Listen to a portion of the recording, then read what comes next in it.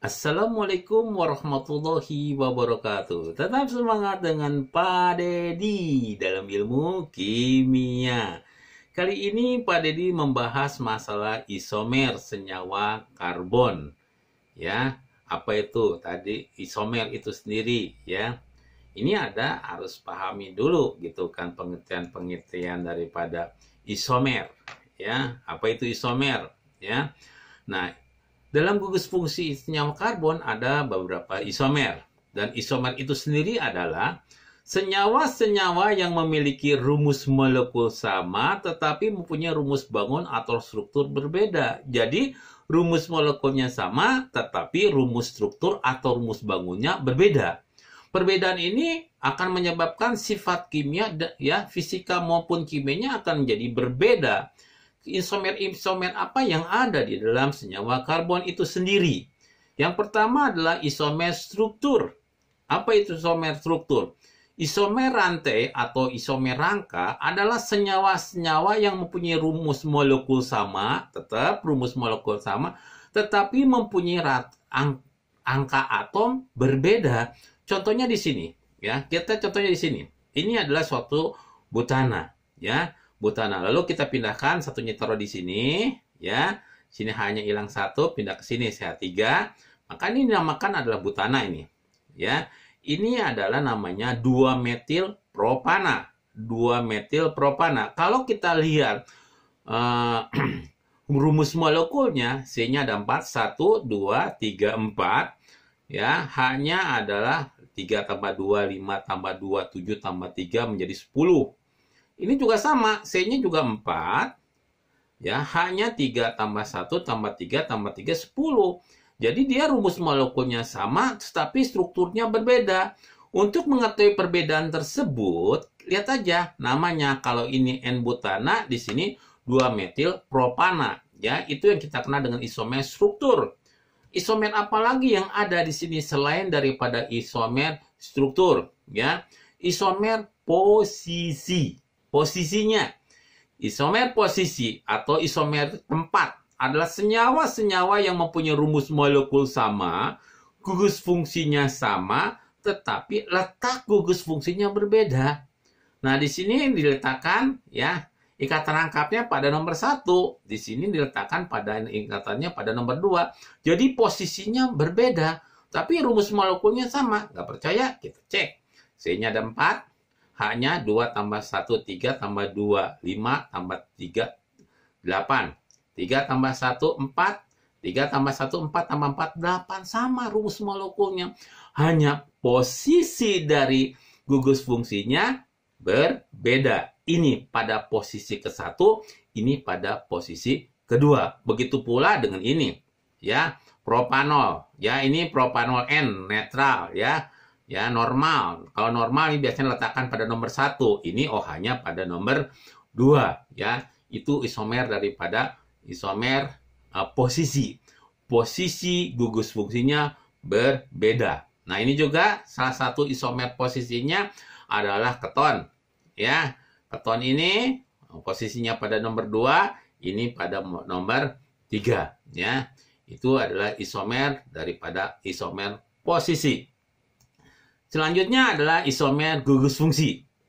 Ya, isomer gugus fungsi, ya, atau katakan namanya isomeri fungsional. Senyawa yang punya rumus molekul sama tetapi gugus fungsionalnya berbeda. Tetap rumus molekulnya sama, tapi, ya, gugus fungsinya berbeda. Ini berpasang-pasangan nih. Senyawa karbon mempunyai isomer fungsional adalah kalau alkena itu berisomer dengan sikloalkana. Rumusnya CnH2n. Ya. Alkuna berisomer dengan alkadiena. Di artinya ada 2 ikatan rangkapnya. Jadi ikatan 3 berubah menjadi ikatan rangkap 2 ya.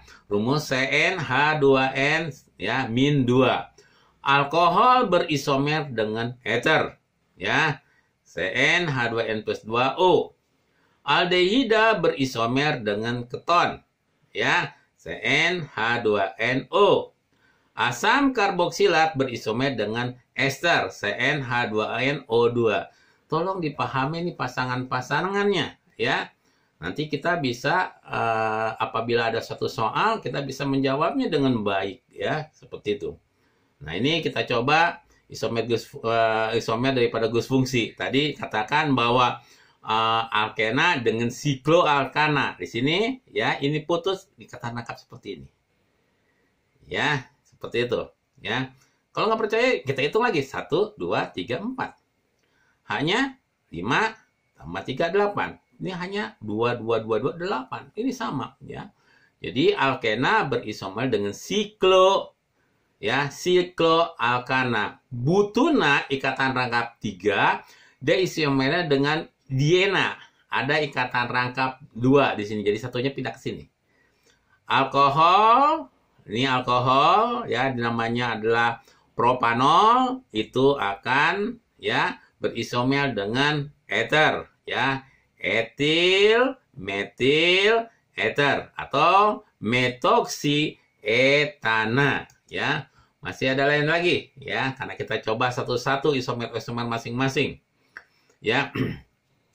Aldehida itu dengan keton ya, aldehida ini dengan pasangan dengan keton. Coba kita cek lagi, C-nya 1, 2, 3, 4. Oke, 1, 2, 3, 4. Oh, sama. Hanya O-nya 1, sama-sama dengan O1.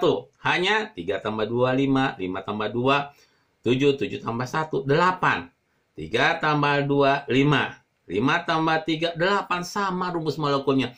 Tapi namanya berbeda. Gugus fungsinya, karena gugus fungsinya berbeda.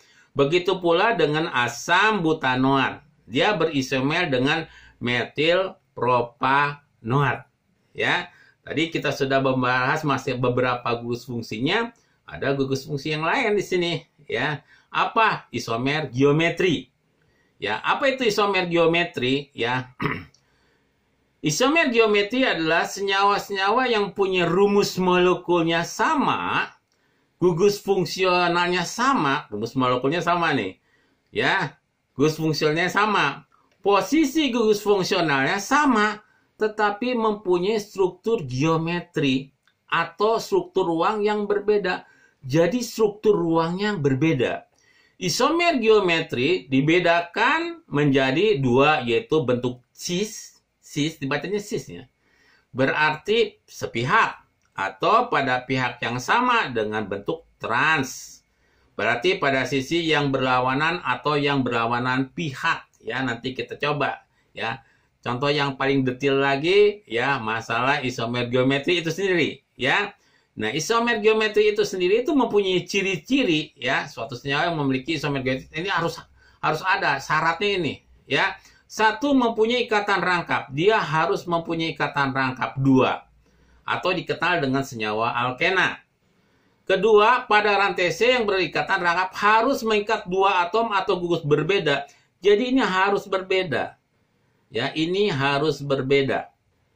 Ya. Bentuk cis dan trans dapat digambarkan sebagai berikut. Nih cis, ya cis itu sepihak. Nih sepihak. Ini sepihak. Jadi ini cis 2 butena. Ini berseberangan. Ya, berseberangan. Ya, namakan adalah trans 2 butena. Nah, selain daripada isomer geometri, ada lagi yang kita kenal adalah isomer optis. Ya. Isomer optis ini adalah senyawa-senyawa yang mempunyai rumus molekulnya sama, tetapi mempunyai sifat yang berbeda jika keduanya dilewatkan cahayanya pada prisma Nicol yang dibentuk dari kalsit atau lensa polaroid. Itulah prisma Nicol itu. Akan berubah menjadi cahaya terpolarisasi yang bergetar melalui satu bidang saja. Ya, itu isomer optis. Ya, nah, di dalam isomer optis itu sendiri, zat-zat tertentu mampu memutar bidang gerak cahaya terpolarisasi, baik searah jarum jam ke kanan, ya kita lambangkan dengan plus, maupun berlawanan arah jarum jam ke kiri, negatif. Senyawa yang memutar bidang polarisasi ke kanan disebut dengan senyawa dextro, D+. Dextro. Sedangkan senyawa yang memutar bidang polarisasi ke kiri disebut dengan senyawa levo. Ya. Besarnya sudut yang terbentuk dapat diukur secara kuantitatif dalam polarimeter.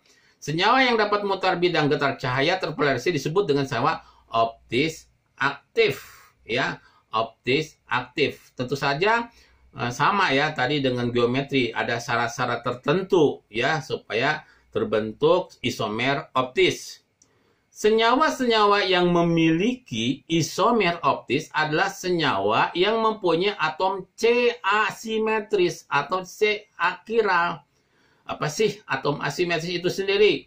Atom C asimetris adalah atom C yang mengikat 4 macam gugus atom yang berbeda satu dengan yang lain.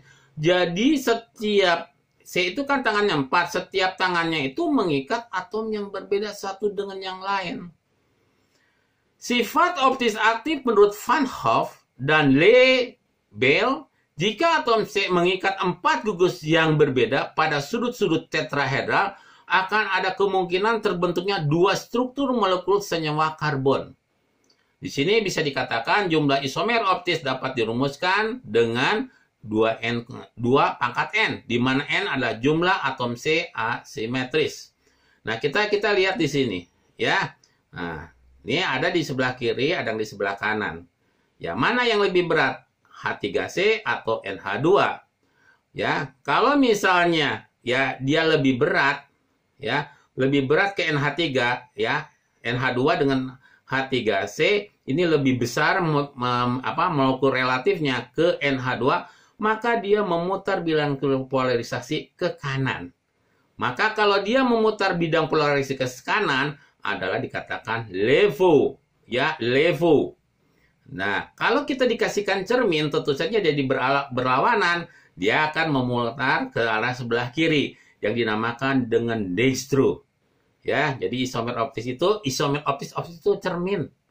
Ya, kalau di sebelah kirinya memutar ke arah kanan, yang ini pasti memutar ke arah sebelah kiri. Ya, mudah-mudahan kalian bisa memahami apa yang Pak Dedi jelaskan. Tetap semangat dengan Pak Dedi. Assalamualaikum warahmatullahi wabarakatuh.